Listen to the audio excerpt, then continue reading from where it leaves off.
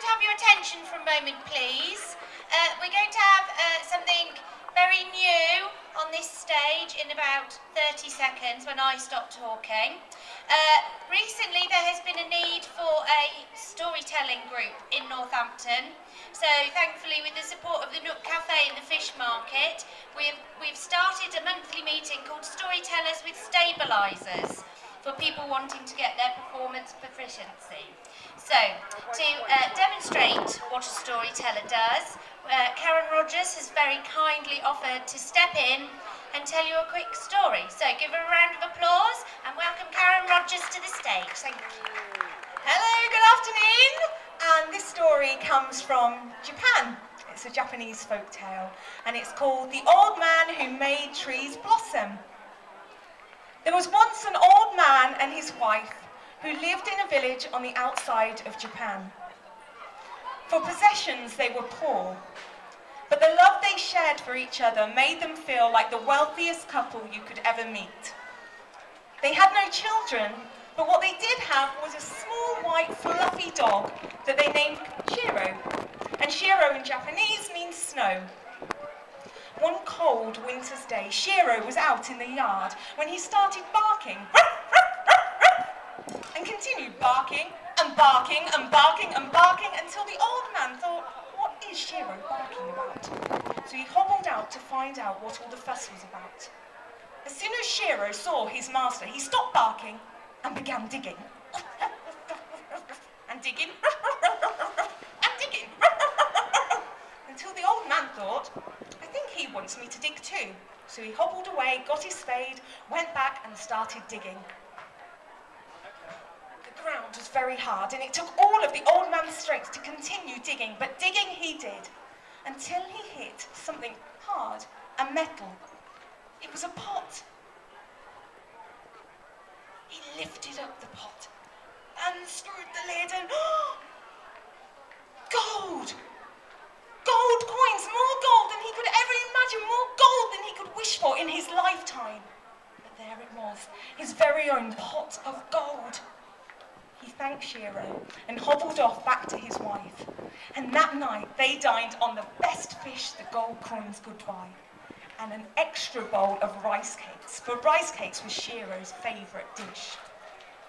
Now all this excitement had not gone unnoticed, because next door to the old lady and his wife was the meanest, most selfish neighbour you could imagine. I'm sure we've all come across them. Now this mean neighbour, he didn't really want to work for his money. He wanted some of that gold that old man had. So he did no other than go and ask if he could borrow Shiro. Now the old kind man, being as kind as he was, didn't say no, which really he should have done. Instead he said, why yes, of course, you can borrow my Shiro. So the mean neighbour took Shiro into his field, gave him a kick for good measure, and said, go Shiro, find me some gold. So Shiro ran around the field for a little while, and then once again he started barking, and digging. And the neighbour took that as his cue to get his own spade and began digging. And before long, he too struck something hard and metal. He lifted it up. This was his gold. He undid the lid. Oh! The smell was like rotting. Oh, vegetables and there was no gold there, that was for sure. So he threw down the pot, picked up his spade in temper, and bang! Shiro lay dead. The neighbour didn't care, he hadn't got him any gold, so he picked up the body of the dog, took it back to the neighbours, threw him on the doorstep without even an apology, just a knock at the door, and walked away. Now the old kind man and his wife went to open the door, but they did not see the neighbour, they did not see anything at first. Then they looked down. There was Shiro, dead, their beloved dog. Once more the old man took his spade, and this time dug, sadly, a grave for his dog. They buried Shiro, and in memory of Shiro they planted a pine tree, which they watered daily. Now this pine tree should have taken years to grow, but within only 1 week that tree had grown till its full height. The wife commented how she believed the spirit of Shiro was in that tree, and she thought it would be a good idea to cut down the pine tree and for the old man to make a pestle and mortar so that they could make rice cakes. And every time they made rice cakes, they would think of dear Shiro and think of all the happy memories they had of him.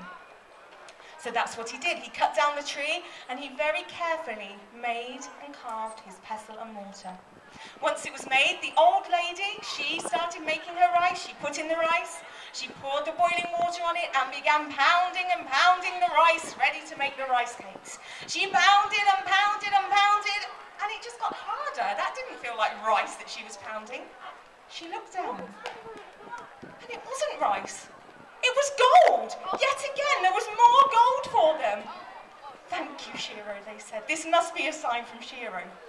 Well, once again, news that they were making rice cakes into gold spread. And that mean old neighbour, he wanted his turn. So yet again, he knocked on the door and asked if he could borrow the pestle and mortar. And the kind old man, being kind, didn't say, no, you can't.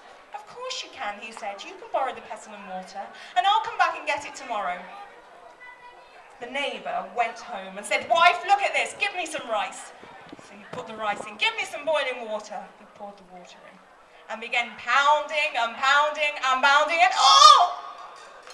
That strange, familiar smell circulated around the room again, that rotten smell.